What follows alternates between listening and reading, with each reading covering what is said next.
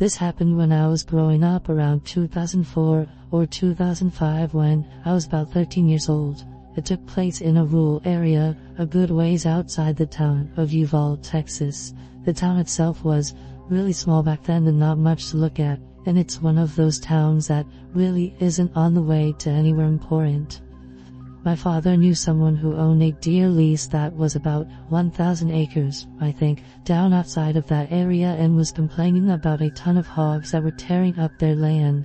Being open season on hogs in the south, my dad thought he would surprise me that summer and take me down for a week to go hunting for them.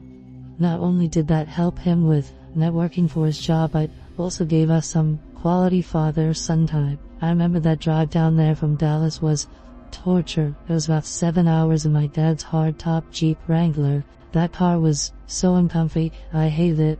All I had to do was either stare out my window or try and beat Super Mario Land 2 on my Game Boy Pocket, something I was never able to accomplish in my youth. The drive obviously took most of the day, so we got there in the early evening. The owner of the land had told my dad that he hadn't had anyone else lease it that year, and the cabin in the property might be a little rough and dusty. I didn't really care. At this point in my life I had been in scouts for a couple years and spent a lot of my free time in the woods or fishing with friends. Needless to say, I was pretty comfortable roughing it. So after unlocking the gate and driving to the cabin on the land, we settled in. The cabin was pretty rough, dust and dirt everywhere. Flies. I remember that it looked like some raccoons had gone into the cabin and crapped on the floor. After cleaning up a bit and getting the sleeping bags out, then setting up the cots, we decided to sleep. Something about that night was weird. I never was able to get comfortable enough to fall asleep for any restful amount. I couldn't put my finger on why, but I had the feeling of being watched. I was finally able to drift off for what I guess was an hour, maybe. When we woke up, it was early, about 7 a.m. We decided to scatter around the land for tracks and signs of hogs and find a good place to set up a blind. It was the summer and horribly hot in the afternoon, so morning was the best time to be out and about. After walking for an hour or so, we came to an area of trees, lightly dense, and luckily found some signs of hogs, typically torn up ground where they had been rooting, so we followed them into the trees. I was looking for more signs when my dad stopped me with his arm. I remember looking up and seeing someone standing about 50 yards away. Some of their body was blocked by trees. This was private land, so they definitely weren't supposed to be there. We also had confirmation from the owner before we got to the lease that nobody was there, not to mention the gate was locked up when we first arrived. The person was wearing some bright colored red jacket. We slowly walked toward them. My dad pulled out something like, "Hey, we're hunters. This is private land." The person didn't move at all, dead still. We were about 30 yards away and could see that he was turned away from us with his hands in his pockets. Weird thing was that the person was in a ski jacket and what looked like to be ski pants. Now this is Texas in the summer. It was about 98 degrees outside by then. My dad called out again. No reaction. He told me to stay behind him and unsnapped the clip to his pistol holster. That's all we had at the time since we were only scouting the area. The rifles were back at the cabin.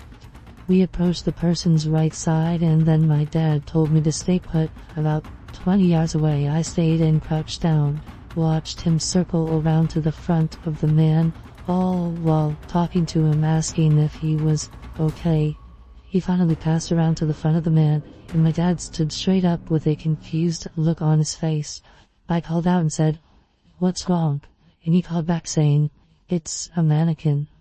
I walked over to it while my dad stood there staring, and as I got closer, one thing stood out the most. The clothes it was wearing were brand new. No dust, no sap, no bird droppings, no signs of being outside for more than a day at most. At that moment I looked at my dad and could see him get worried.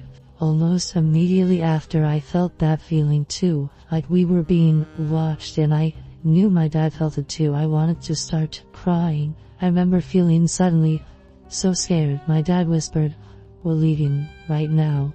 He grabbed my hand and drew his pistol. He scanned the area the whole way back while I was trying to hold back panicked tears. We got back as fast as we could. I was terrified, so it felt like an eternity, but in reality it was only about 45 minutes max. After returning, we packed up and beat feet. We drove back home that day and didn't talk much on the way back. I remember right after we left, my dad called his buddy, the owner of the land, and he was confused. He said that he would go check it out next week when he was in the area. He also said that he had never had an issue with people because his property was high fenced.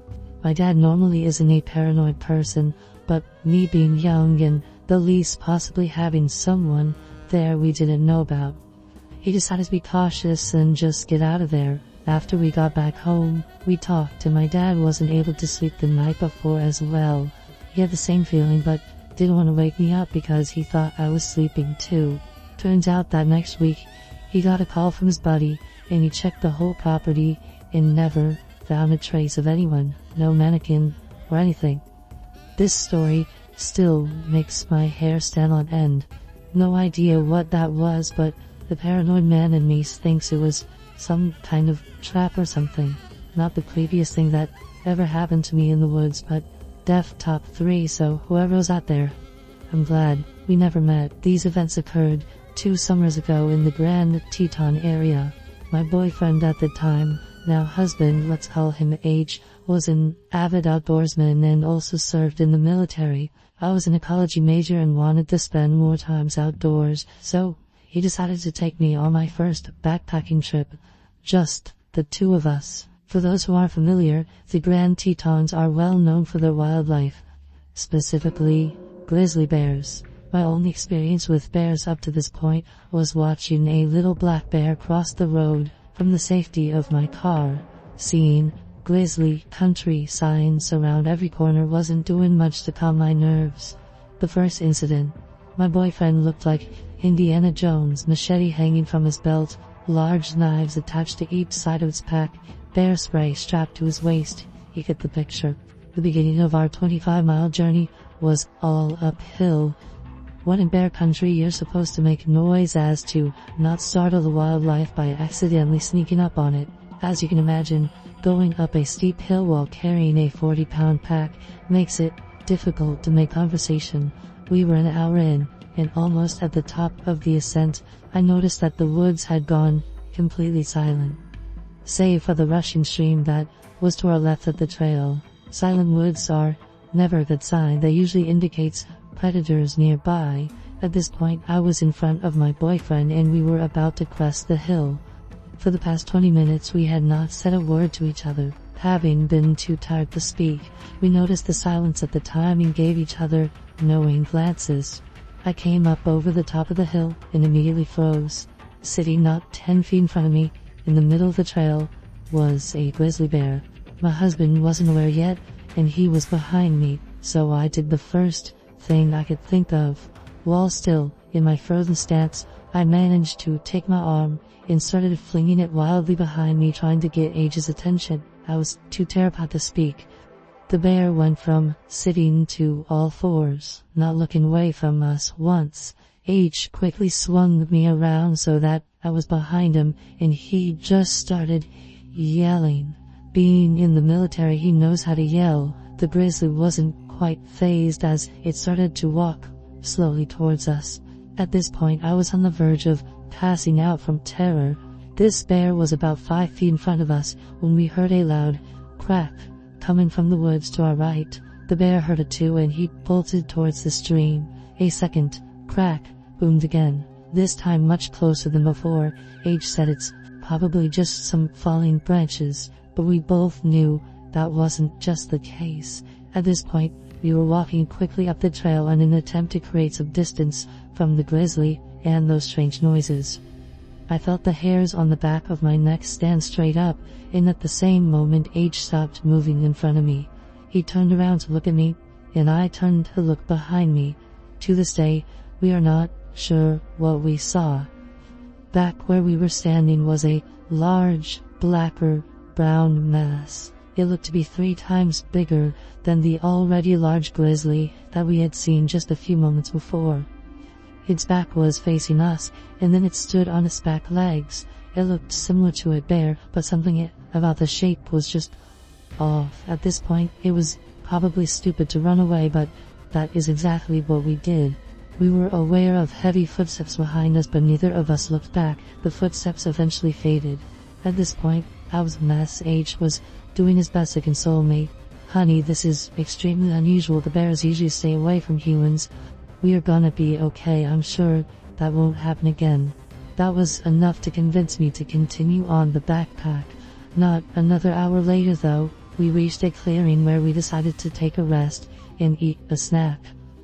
About a minute after we had sat down, I noticed bushes moving in a line towards the clearing towards us. Out of the brush comes this adolescent grizzly, who looks just as spooked as I'm sure we did, but he came straight for us. Age, being the crazy nut that he is, decided to charge back at the bear while screaming, and bear spray at the ready. That did the trick and the bear ran off. All I could think was, just my luck. But that wasn't even close to what happened the second night. Before we began our backpacking, we had to let the ranger station know which trails and route we planned to take. With this information, they usually send a ranger on horseback at some point during the backpacking to check on you to make sure everything is okay. There were not many approved trails left for us to choose from, and it was just our luck that they were the most difficult. Apparently, over the 3 days we were on those trails, we had been the sole hikers. We didn't see a single other person once we were en route. Anyhow, I guess we missed the ranger who came to check on us. We had been following hoof prints the entire second day, and we hadn't seen any the day before. I had some foot problems, so we spent valuable daylight trying to adjust my boot, laces, and socks to compensate for my pain.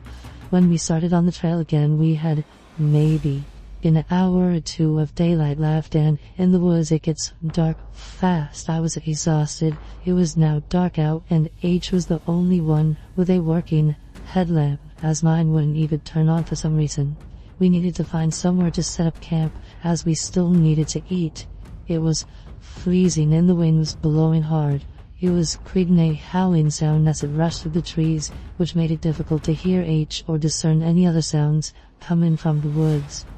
After another hour of hiking through the dark, we found a clearing. Well, it was more like a bowl. It looked to be 200 meters in diameter, with the sides being 10 meters down from the trail to the bottom of the clearing. This place was strange. We both felt it, though he didn't tell me how freaked out he was till after we had left. There was no moonlight, so all we had was the illumination from its headlamp, our small camp stove, and the flashlight that I had fished from my pack. Half of the trees were dead or fallen just in the bowl. The vegetation everywhere else was very dense. To help alleviate my anxiousness, he started playing Ninja Sex Party out of his portable speaker. This didn't help much, as it just echoed off the trees, creating a dissonant sounds. He also thought it would ward off any predators nearby. This is when we knew our anxiousness wasn't paranoia. The silence was back. There hadn't been a single bird chirp since we arrived at the clearing. It also may have had to do with the obnoxious music, but because of our previous experience, we decided to turn off the music and head into the tent. Also, it was freezing. As soon as we were situated in our sleeping bags, we heard deep cracks and thuds echoing from beyond the tree line. Falling trees. There had been a lot of wildfires and very little rain this season. Thud. We both froze. That sound wasn't an echo, it came from inside the clearing. Definitely not a falling tree. Thud. It came from right outside our tent. We both stopped breathing.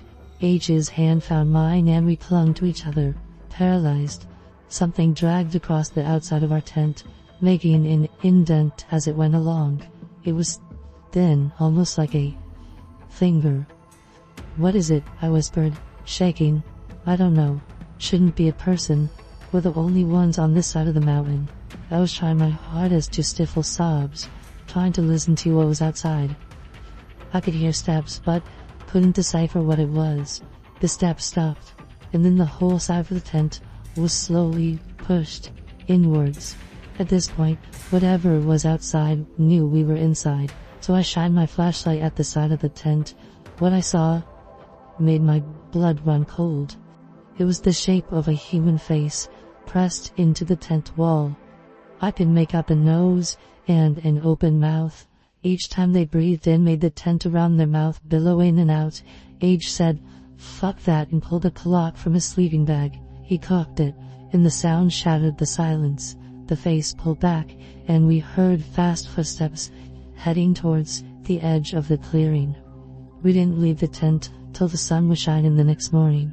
The first thing we noticed was the smell of urine. We came out of the tent and looked around. Whoever it was had peed on our coals. We had left it in the fire, leaving a disgusting stench of evaporated pee. Footprints surrounded our tent, circling around multiple times. Muddy handprints decorated the outside of our tent. We think it was mud anyway.